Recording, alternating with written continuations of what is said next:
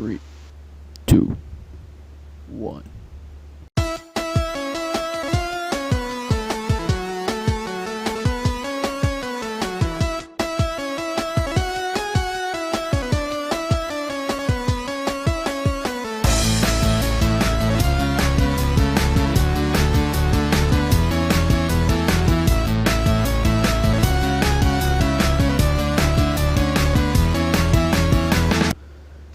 Hey everybody, Fries101Reviews here. Welcome back to another episode of Fries101Reviews podcast. So today I have a special guest joining me today. Introduce yourself. Hello, Stars. Jude22 here, and thank you, Mr. 101, for having me on your podcast today. You're not to Jude22 though. Hey guys, it's the Tanman here. Thanks for having me on Fries. I've been on a couple of videos, and yeah, thanks for having me on. I'm excited to talk about the NX and the Classic Edition, and this might be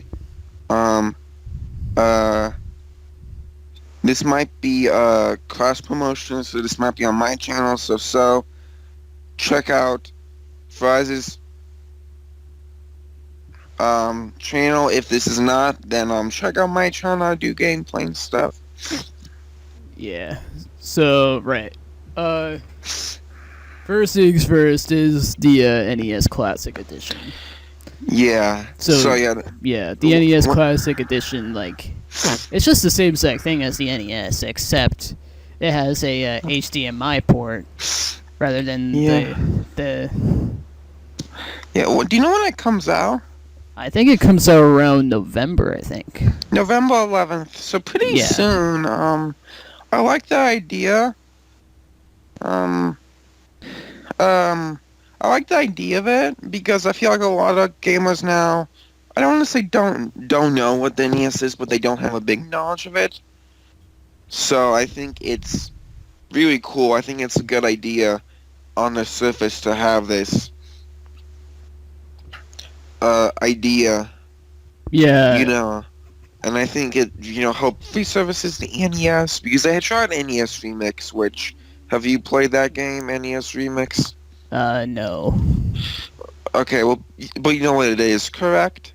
Kind of? Yeah. I don't think that was a big success. I don't think it was. I mean, I thought it was a fun game. I think, you basically kind of played mini games. Hold on.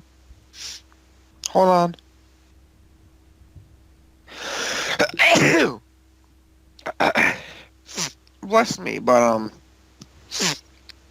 anyways, what I was saying is, it was fun, but I don't think it was that successful. I think, maybe out of Wii U, and it was maybe like 35% played it, so I think this is a good idea by Nintendo to get some of the old school gamers in there. And they still exist, and they still kind of play, they kind of still play homage to, the originals, like for instance, Duck Hunt Game & Watch and Rob, being in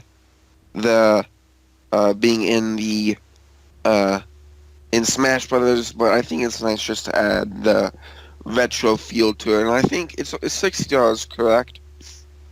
Yeah. So I think that's a good price point. I think that's a good price to pay. Yeah, for $60, yeah. I think back then it was like $70 or like $80 back then when it came out or something. Yeah. How many games? Do you know how many games it has? Well, for this version that's going to be coming out, I think it's around like at least like 30 or so games. Okay. So it's just going to be like the best game selection pretty much. And I hope this does well, because I think if it does do well, then I think they would do more. Like, I think we would see, like, I mean, are you gonna get one? Yeah. Okay, you are.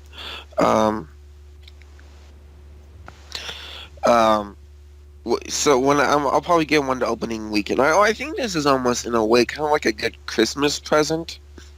Yeah, yeah. It is going to be like the new holiday thing, so it is probably going to be like it would probably be like the best selling thing for this year before the Nintendo Switch is released for next year. Now, if this does well, does that have 25 games? Do you think that's good for $60? Well, 30 games. Yeah, it's just going to be the best. It's just Uh, only like the best titles, and not I like the. think in a way, uh, I think maybe $60 is a bit too much. I think if they price this out like 45, I Yeah. think that'll be good. Yeah.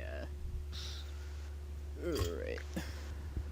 Also, if this, I just think, I think a lot of people, I think $60, that's as much as a Wii U game, and I know you get 30 games, but a lot of those NES games are not worth, Yeah. they're not, and they're kind of, I don't know, it's like for me, I don't know how many, like for me, I think it's a great deal because, we shop NES games, Wii U eShop NES games, I usually like $3, $4, so usually be Yeah. at $120, but I think to like the consumer who's like, here's NES Classic Edition, $60, I think if they bumped it down to 50, I think, Yeah. I mean, like they it's just like also like they also like Nintendo like they also released the some of the other NES the only NES games, the Super Nintendo games exclusive to the handheld system, and that pretty much like that also like pissed off like a lot of people that wanted to play the classic games on their current systems. Yeah. well, if this does well, do you think it will do well in sales? I believe so, yeah. Yeah, and if you saw the ad for it, it actually looks pretty cool. Um, and a lot of people are talking about it, so I guess the advertising is good. I just want to see. Yeah. Um, Like also like there's like also like different other kinds of companies that have done this before, and that's just like a knockoff version of the yeah, NES with the same kind of thing, you yeah, know. I'm seeing the commercial of it. It's kind of cool. It has this like retro feel to it, which I think does. So this does well, which I think. Hold on. If it does well, what other blank classic editions would you like to see? Hmm.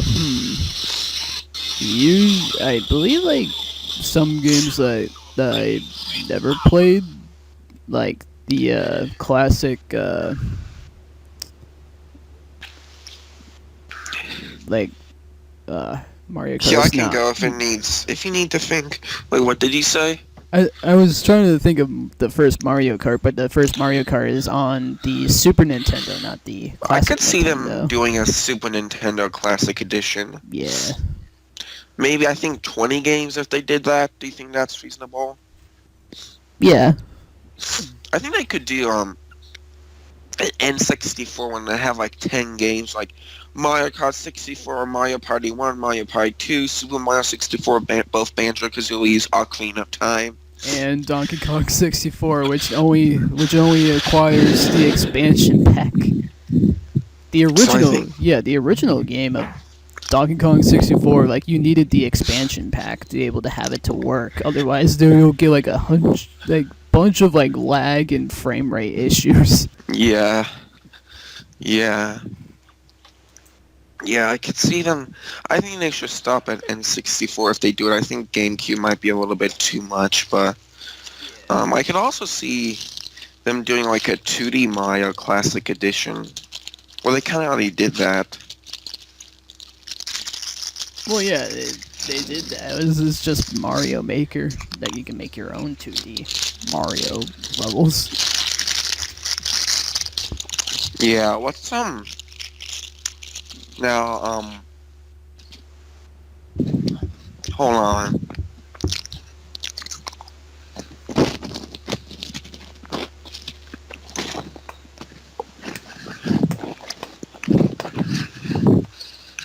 I think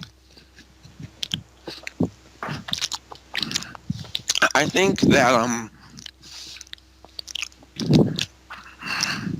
Nintendo needs to market this as not a new console, because I think a lot of people might be confused, Yeah. I could just be like, oh, Nintendo did a new console. I don't know. I think it's a cool idea, and once you get it, you'll be playing with power. But I guess you want to move on to the Nintendo Switch. Yeah. But also, like, before we head to the Nintendo Switch, Dang it! Why did like, there's I did a cool outro? oh No, I'm joking. You can say what you have to say. right, yeah, but there's like these also emulator consoles that people have actually made, which you can play classic games like the I don't know what the first, it was like a retro thing, like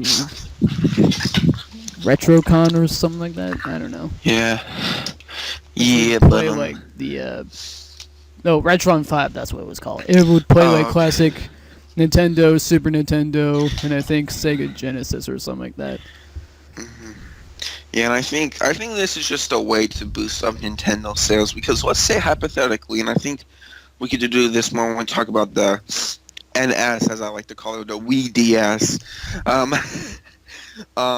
let's just say if the NX doesn't do well or the Wii DS doesn't do well, this could always be like a little bit of extra income.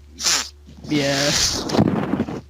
I Well, I mean, guess. like the console that Nintendo would be making, it's like a cross-platform of a actual console with enable to. They should just make like an emulator system where you can play regular DS games and 3DS games on a TV, so you can. So, do you want to talk about the Switch now? Yeah. Okay, I guess I'll start first. I want to talk about the ad a little bit. I mean, it's your podcast, but I want to mention, I guess you could say, I like how that the ad or the 3.5 minute video was not just people talking to us. I like how it's a video that was, I'm not going to say it was funny, but it was enjoyable. You saw people using it. Like, okay, we know what it is. We know what it is. We know some of the games. It wasn't like, because I'm going to be honest, I actually really enjoy the Wii U. I think the Wii U, the reason I like it so much, I'm tall. I think I'm like 6'2", and I have really big hands. So the gamepad fits my hands really well. So I really enjoyed the Wii U.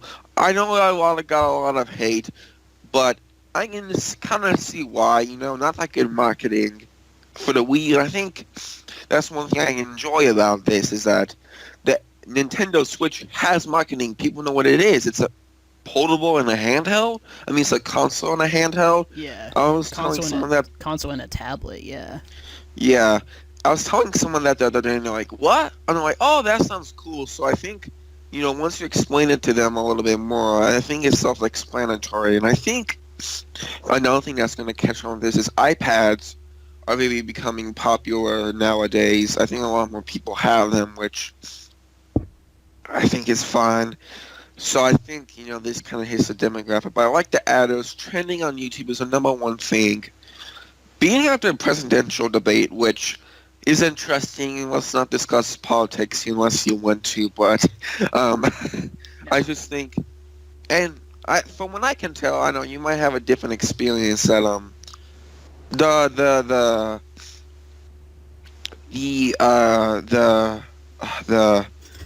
the feedback was positive, like overwhelming positive.